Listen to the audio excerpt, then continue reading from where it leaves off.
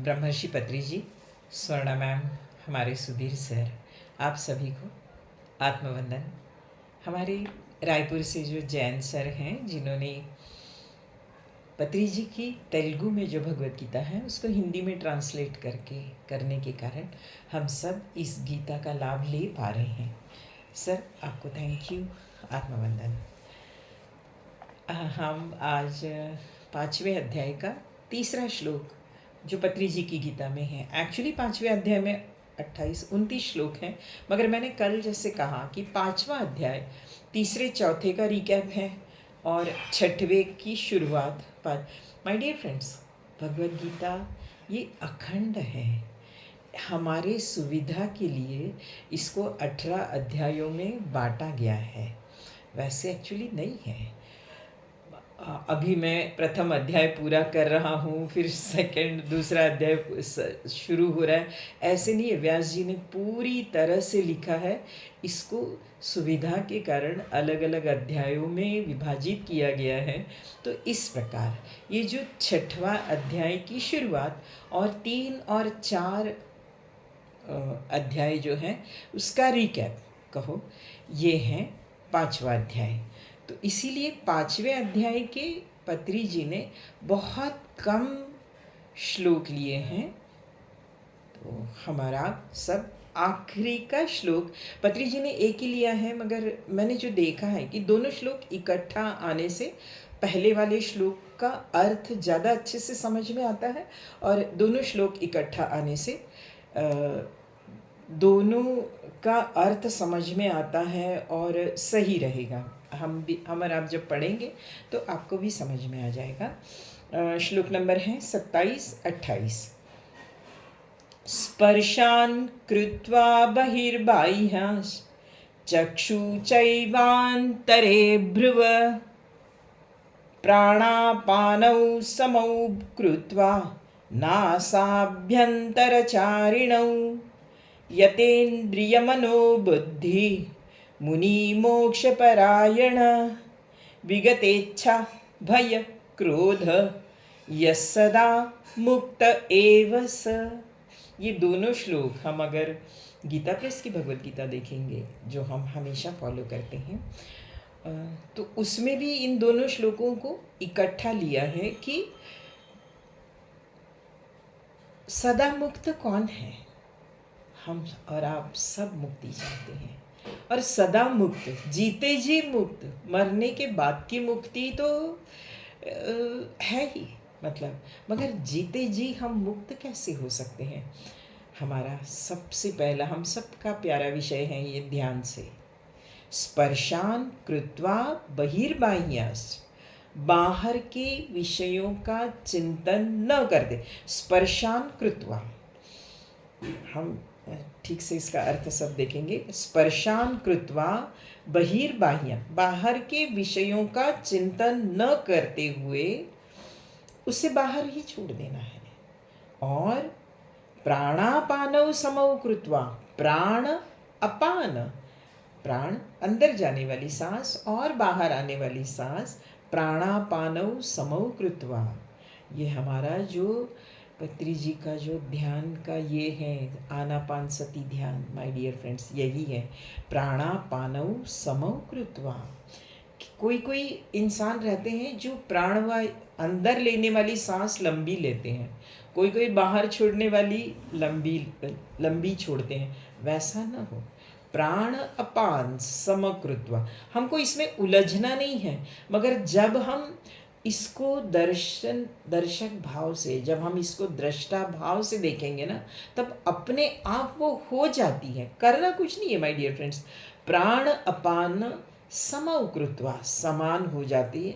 नासाभ्यंतरचारिण, और नासिका के साथ, अपने ही नासिका के, दूसरे के नहीं, नासिका के सामने, अपने नासिका के सामने दृष्टि करके जब वो बैठता है, भ्रुकुटी के बीच में कहा गया है, स्थित करके, तथा नासिका में विचरने वाला प्राण, इससे क्या होता है, हम ये सब अनुभव कर रहे हैं माय डियर फ्रेंड्स। प्राणापानौ समौ कृत्वा, मतलब सांस लेते हुए उसको अगर हम दृष्टा भाव से देखें हम ये अनुभव कर रहे हैं कि उससे क्या होगा, यत इंद्रिय मन बुद्धि मोक्ष परायण। मन, बुद्धि, इच्छा, सभी इंद्रियां, ये सब मोक्ष परायण होते हैं। मतलब क्या होता है, हम देखेंगे इसको। विगतेच्छा भय क्रोध, इससे क्या होगा, इच्छा, भय, क्रोध, विगत, आप इससे हट जाओगे। इच्छा नहीं रहेगी, मतलब इच्छा रहती है, हर इंसान को इच्छा रहेगी, मगर उच्च स्तर की इच्छा, आत्म तत्व को पाने की इच्छा, स्वाध्याय की इच्छा रहेगी, मनन की इच्छा रहेगी। भय क्रोध यह सदा मुक्त एव स, ऐसा जो व्यक्ति रहता है वो सदा मुक्त रहता है। यहाँ गीता में मुक्त क्या है, मुक्त जीव क्या है, जीवात्मा मुक्ति पाता है तब उसकी अवस्था कैसी रहती है, मुक्ति कैसे पाए और मुक्त जीवात्मा कैसे रहता है, ये बताया है कि स्पर्शान कृत्वा बाह्यान चक्षु चैवांतरे भ्रुव, दृष्टि को नासिका के ऊपर रखना। माय डियर फ्रेंड्स, हम जब आँख बंद करते हैं तो कुछ करना भी नहीं पड़ता, केवल साक्षी भाव से अगर हम सांसों को देखें ना, तो मेरा अपना भी अनुभव है, जितने भी ध्यानी हैं उन सबका अनुभव है ये। अगर हम सिंसियरली करें तो केवल आधा घंटा 1 घंटा ध्यान कर रहे हैं तो नहीं। माय डियर फ्रेंड्स, ध्यान तो सच कहे तो मेरा अनुभव है, मुझे नहीं पता बाकी लोगों का क्या है, बैठने के बाद एक आधा घंटा तो कम से कम हमको स्थिर होने में, सांसों को स्थिर होने में, हमको अपने आप को स्थिर होने में लगता है, और उसके बाद हम थोड़े से डीप में चले जाते हैं। इसीलिए केवल आधा घंटा पौने घंटा ध्यान करके हम उठ रहे हैं तो वो ध्यान नहीं हुआ, ज़्यादा लंबा ध्यान करना जरूरी है। तब क्या होगा, यत इंद्रिय मन बुद्धि मुनिर मोक्ष परायण। मुनि, मनन करने वाला, जो जिसकी इंद्रिय मन बुद्धि के बारे में वो मनन करता है, इंट्रोस्पेक्ट करता है, मेरी इंद्रियां कहाँ जा रही है, मेरा मन कहाँ जा रहा है, मेरी बुद्धि में क्या विचार आ रहे हैं, वो मनन करेगा। मुनि मोक्ष परायण, वही मोक्ष के लायक है, वही मुक्तात्मा है। और फिर वो मुक्तात्मा होने के कारण क्या होता है, विगतेच्छा भय क्रोध यह सदा मुक्त एव स। माय डियर फ्रेंड्स, इसको हम इन दोनों श्लोकों को थोड़ा सा विस्तार से देखेंगे कि कैसे काम करता है ये सब, कैसे है। विषय जो है ना, विषय मतलब बाहर के वस्तु, व्यक्ति, घटना जो भी है, जो हमें पसंद आती है, जो नहीं पसंद आती, मतलब ये सब चीज़ों को एक विषय कहा जाता है। ये विषय होता क्या है, विषयों का कांटेक्ट जब हमारी इंद्रियों से होता है तब हमको वो सेंस होता है, सुख दुख कभी पता चलता है। कैसे पता चलता है, हमारी इंद्रियों का उस विषयों से कांटेक्ट। आज ठंड लग रही है, कैसे पता चलता है, हमारी त्वचा का उस एटमॉस्फेयर से कांटेक्ट होता है, तभी पता चलता है। वैसे ही माय डियर फ्रेंड्स, कोई भी विषय, वस्तु, व्यक्ति, पदार्थ, परिस्थिति, उन विषयों के साथ जब हमारे इंद्रियों का तादात्म्य होता है, जब स्पर्श होता है, तब उन विषयों का ज्ञान होता है। उन विषयों में न सुख है न दुख है। फॉर एग्जाम्पल हम डिस्कस करेंगे, पानी है, ठीक है, हम और आपको बहुत प्यास लगी है, तो होगा क्या कि पानी पीने से हमारी प्यास बुझेगी। क्या पानी से हमें हमेशा सुख मिलेगा? क्या पानी का नाम हम सुख दे दें? क्योंकि अभी तो पानी से हमको सुख मिल रहा है, तो पानी का नाम हम सुख देंगे। मगर जो इंसान पानी में डूब रहा है, क्या उसके लिए वो पानी सुख है? नहीं है उसके लिए, है ना। तो वैसे ही ये बाह्य जो विषय है ना, ये हमें हमेशा सुख देने वाले नहीं रहते। ये हमें हमेशा सुख देने वाले नहीं हैं। ये सुख दुख में क्यों रहते हैं? हमारी अनुकूलता हो तो सुख में, हमारे मन के प्रतिकूल हो तो दुख में। तो माय डियर फ्रेंड्स, इस प्रकार विषय हमको सुख दुख नहीं देते, हमारा मन उसके प्रति अगर राग है तो वो सुख देगा, उसके प्रति द्वेष है, अच्छा नहीं लग रहा है मतलब द्वेष है, तो वो दुख देगा। तो प्रॉब्लम कहाँ पे है? विषयों में है? नहीं है, प्रॉब्लम हम में है, प्रॉब्लम विषय में नहीं है। इसी और my dear friends, for example हमें कुछ स्वीट्स समझो, रसगुल्ला हमें अच्छा लगता है। क्यों अच्छा लगता है? पहले कभी हमने रसगुल्ला खाया है, उसका स्वाद हमें अच्छा लगा, ये हमारा पहले का अनुभव है। उसके कारण आज भी अगर रसगुल्ला सामने आया तो हम थोड़े से लालायित होते हैं खाने के लिए। तो हम करते क्या हैं, हम अंदर जाते हैं अनुभवों की तरफ। अनुभव कैसा है रसगुल्ला का, उस हिसाब से हम रिएक्ट करते हैं, हम रिस्पॉन्ड करते हैं। आई नॉट से रिएक्ट, क्योंकि हम साधक हैं, हम मेडिटेटर्स हैं, हम रिएक्ट नहीं करते, हम रिस्पॉन्ड करते हैं। उस हिसाब से हम रिस्पॉन्ड करते हैं कि हाँ रसगुल्ला बड़ा बड़ा बढ़िया है यार, ये स्वीट मुझे बहुत पसंद है। तो अनुभव, माय डियर फ्रेंड्स, ये जो अनुभव है ना, वही हमको अनुकूल प्रतिकूल बता रहा है, अच्छा बुरा बता रहा है। साधक क्या करता है, वो वर्तमान में ही रहता है, वो भूत के बारे में सोचता ही नहीं, वो जाता ही नहीं है चित्त के पास कि कैसा है ये, वो खा लेगा छोड़ देगा, उसकी चर्चा भी नहीं करेगा। हम और आप क्या कहेंगे, अरे यार नहीं नहीं, ये ना आपने ये जो रसगुल्ला रहे कहाँ से लाए? नहीं, आप वो जलाराम वाले से रसगुल्ला लाओगे ना, वो एकदम परफेक्ट रहता है ये। हम उसकी चर्चा करते रहेंगे, मतलब हम क्या है, गीता का शब्द है रमते बुध। ब्रह्म ज्ञानी जो है वो रमता नहीं है उसमें, वो बाहर का बाहर ही छोड़ दे, थाली में आए खा लेगा, दैट्स ऑल, उससे ज़्यादा उसकी अपेक्षा भी नहीं रहती। कि ब्रह्म ज्ञानी का ये फॉर एग्जांपल विषयों में कैसे ब्रह्मज्ञानी नहीं फंसता, एक बता रही हूँ। हमारे स्वामी जी जो हमारे विवेकानंद हैं उनके बारे में कहूँ कि एक बार क्या हुआ, विवेकानंद यूएस गए थे, अमेरिका, यूके। तो वहाँ पे एक स्त्री थी और उस स्त्री ने क्या किया, उसको उनके सब ये बहुत पसंद आए, उनके लेक्चर्स, उनका व्यक्तिमत्व, उनका, और बहुत अमीर स्त्री थी और वहीं की रहने वाली थी। तो वो रोज़ उनको देखती थी, उनकी स्टाइल सब। और एक दिन उसने हिम्मत जुटाई और स्वामी जी को कहा कि मुझे आपसे ब्याह करना है। स्वामी जी ने पूछा, अब स्वामी जी तो ब्रह्मचारी, उन्होंने ज़्यादा कुछ इस बात को बढ़ाया नहीं, बस पूछा क्यों क्यों करना चाहते हो आप मुझसे ब्याह? तो वो उसने कहा कि मुझे आपके जैसा सुंदर पुत्र चाहिए। तब स्वामी जी हंस दिए, बोले आप मुझे ही पुत्र मानो? माय डियर फ्रेंड्स, ये हैं विषयों में न रमना। पहले इसका अनुभव अगर होता स्वामी जी को तो उत्तर कुछ और रहता। एक कहानी बताऊँ। एक महाराष्ट्र के संत हैं गोंदवलेकर महाराज करके, उनके एक शिष्य थे। तो बहुत ही अच्छे ब्रह्मचारी थे, ब्रह्मचर्य से रहते थे, रोज के नियम उनके जो थे वो करते थे, भगवत भजन कीर्तन पूजन बहुत अच्छे से चल रहा था। एक दिन क्या हुआ, गोंदवलेकर महाराज बोले कि आज ना उनका मंदिर था विठोबा रखमाई का, सीताराम राम जी का।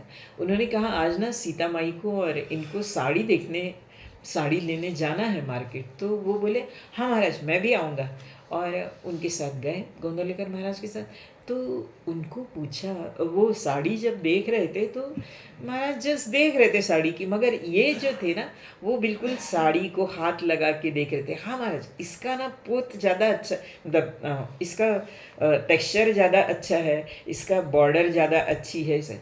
तब बाद में थोड़ी देर से महाराज ने कहा घर आके, आश्रम में आके, कि आप ना शादी कर लो। तो बोले क्यों, मैं तो ब्रह्मचारी हूँ, मैंने ब्रह्मचारी रहने का। बोले नहीं, आपको ये सब में इतना रस है ना, आप शादी करने से ज़्यादा सुखी रह पाओगे। पत्नी को सुखी रहते रहते रखते रखते आप बहुत अच्छे से ये कर पाओगे। एक सद्गुरु रहता है ना, वो अपने शिष्य की पूरी पहचान कर लेता है। वो बिल्कुल कहता है कि अपना जो रस किसमें है उसी चीज़ को वो बढ़ावा देते हुए उसको घड़ाता है। माय डियर फ्रेंड्स, इस प्रकार विषय हमको परेशान नहीं करते, हमारी उसके प्रकार उसके प्रति जो रुचि है ना वो हमें परेशान करती है। अंतःकरण में उसके प्रति जो प्रीति है वो हमें परेशान करती है। तो हमें करना क्या है? विषयों में ही रहना है। भगवत गीता कहती है राग द्वेष रहित रहना है, तभी उस विषय के प्रति राग द्वेष कम होने से फिर मन में भय क्रोध नहीं रहेगा। माय डियर फ्रेंड्स, एक ग्रंथ है जो शिव जी ने अपने पार्वती को कुछ उपदेश दिया है, उसमें भी उन्होंने कहा, विज्ञान भैरव नाम का ग्रंथ है। उस ग्रंथ में पार्वती हमेशा उनको पूछती हैं, मेरे पास सब कुछ है मगर मुझे शांति नहीं लगती, ऐसे महसूस नहीं होती। शांति महसूस होने के लिए मुझे क्या करना चाहिए? माय डियर फ्रेंड्स, पार्वती ये हर सूत्र के बाद, उसमें कई सूत्र दिए गए हैं उस ग्रंथ में, हर सूत्र के बाद पार्वती पूछती है क्या मुझे इससे शांति मिलेगी, क्या मुझे इससे शांति मिलेगी? आखिर में हमारे शिव कहते हैं कि जीवन के द्वंद्व का जो उलझन है ना उससे अगर बाहर पड़ना है तो पार्वती, भीतर जाने वाली सांस और बाहर आने वाली सांस, इन दोनों में स्थिर हो जाओ। इन दोनों में स्थिर होने से अंदर की हमारी जो प्रवृत्तियां हैं ना वो अपने आप कम होगी। अंतःकरण चतुष्ट है, मन बुद्धि चित्त अहंकार स्थिर होगा और फिर न तेषु रमते बुध, बुद्ध पुरुष एनलाइटन पर्सन उसमें रमता नहीं है। हम और आप उसमें रमना कम हो जाएगा, हमारी और आपकी अवेयरनेस बढ़ेगी। माय डियर फ्रेंड्स, एक उदाहरण और बताऊं, हमारे स्वामी रामतीर्थ थे, इतने पढ़े लिखे, हिंदी इंग्लिश संस्कृत मैथ्स ये चारों विषयों में उनकी पारंगता थी। और ये स्वामी रामतीर्थ एक बार लखनऊ के बाज़ार में, मैंने शायद पहली एक बार कही थी ये कहानी, लखनऊ के बाज़ार में जा रहे थे, राइट मुड़ने के बदले उन्होंने अपनी गाड़ी गलती से लेफ़्ट मुड़ गए।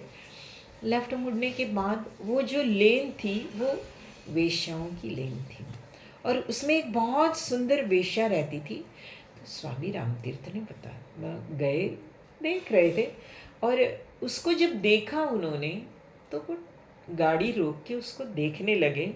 उसने कहा, हुस्न को जो देखते हैं वह अपना सर कलाम करते हैं। स्वामी रामतीर्थ ने क्या कहा माय डियर फ्रेंड्स, क्या स्थित प्रज्ञता है, क्या स्थिरता है अंदर की। ना तो हुस्न से मतलब, ना तेरी मुस्कान से मतलब, हम तो खुदा की वो कलम देखते हैं जिसने तुम्हें बनाया है, वो कितना सुंदर होगा। ये है सम्यक स्थिति माय डियर फ्रेंड्स। विषय हमें डिस्टर्ब नहीं करते। फिर एक बार कहूँ, हम डिस्टर्ब हो रहे हैं हमारे लाइक्स और डिसलाइक्स के कारण। हमको बार बार इंट्रोस्पेक्ट करना है, क्या हम इंद्रियों के गुलाम हैं कि इंद्रियों के मालिक हैं? कैसे पता चलेगा? हमारी पसंद की चीज़, जहाँ पसंद नापसंद है वहाँ हम गुलाम हैं।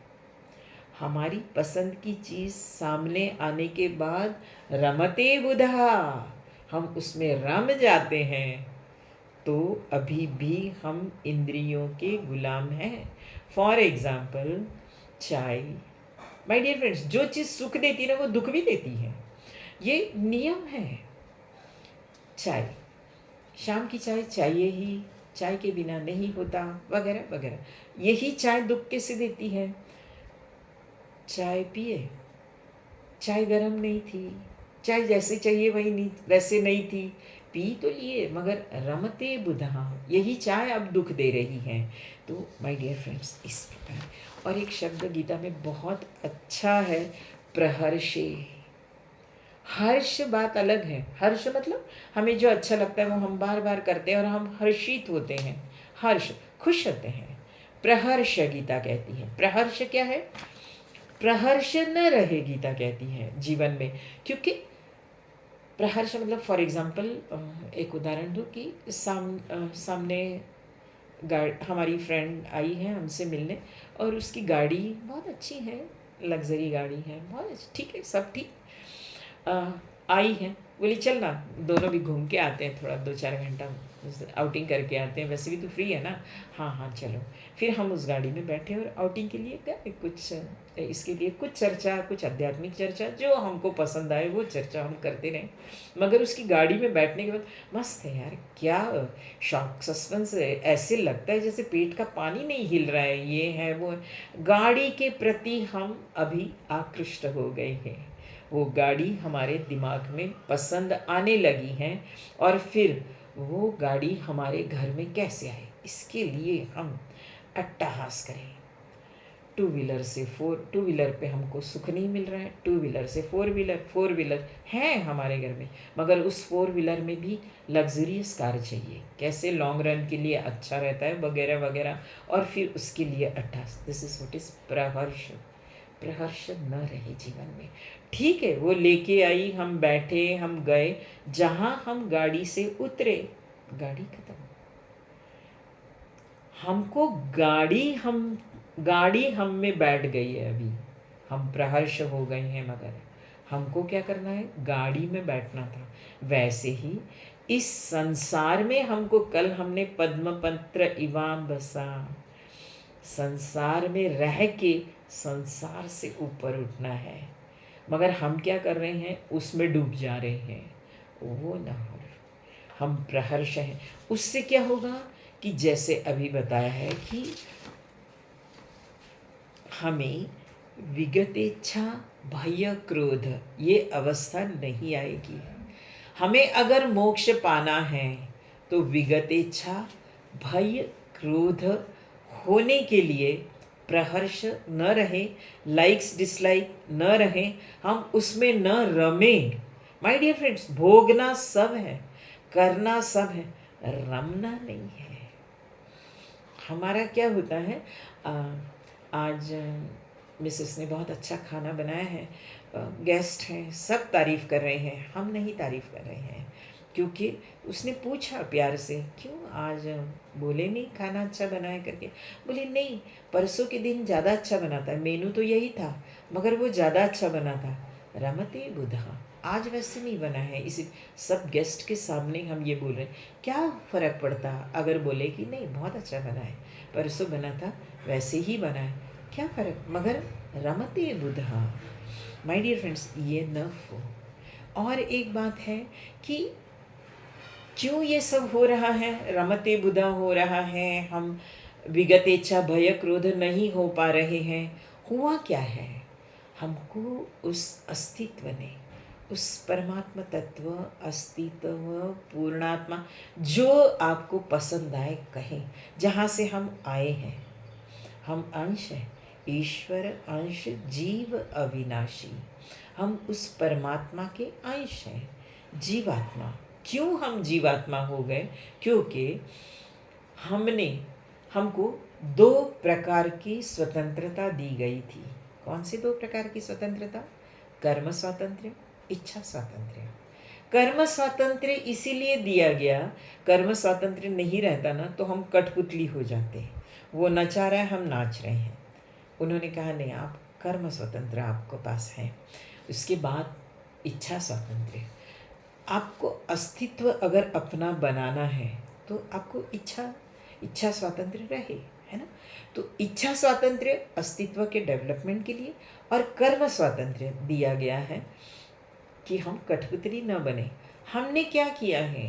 कर्म स्वातंत्र्य और इच्छा स्वातंत्र्य मिलने के कारण हमारे कर्म विकर्म होते जा रहे हैं। माय डियर फ्रेंड्स, 3रा अध्याय, 4था अध्याय, कर्म अकर्म विकर्म होना क्या चाहिए था, हमारे कर्म ऐसे हमको करने थे कि कर्म ही अकर्म बने, मगर अब क्या हो रहा है, कर्म विकर्म बनते जा रहे हैं। विकर्म मतलब शास्त्र सम्मत कर्म नहीं है, राग द्वेष के साथ बने हुए कर्म हैं, अहंकार भरे कर्म हैं। तो फिर होगा क्या, हम विकर्म में जा रहे हैं।